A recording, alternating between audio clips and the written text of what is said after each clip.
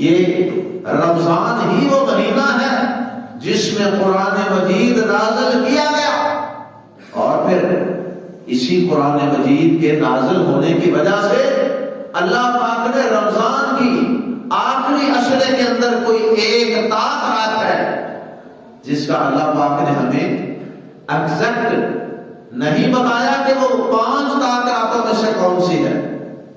بہرحال وہ 5 طاق راتوں میں سے ایک طاق رات ہے جس طاق رات میں یہ قرآن اترا تھا۔ اس ایک رات کی عبادت کو خالق ارض و سما نے 83 سال اور 4 مہینے کی عبادت کے برابر قرار دے دی۔ انا انزلناہ فی لیلۃ القدر وما ادراک ما لیلۃ القدر لیلۃ القدر خیر من الف شہر تنزل الملائکۃ والروح فیہا بإذن ربہم من کل امر سلام ہی حتی مطلع الفجر۔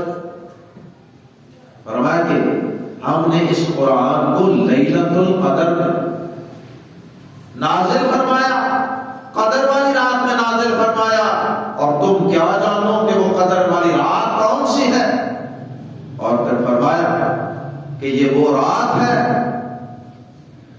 اللہ اکبر، لیلۃ القدر خیر من الف شہر، یہ 1000 مہینے کی عبادت سے افضل رات ہے۔ ایک طرف ایک آدمی لیلۃ القدر کے بغیر انا انزلناہ فی لیلۃ القدر وما ادراک ما لیلۃ القدر لیلۃ القدر خیر من الف شہر، یہ 1000 مہینے کی عبادت سے افضل رات ہے۔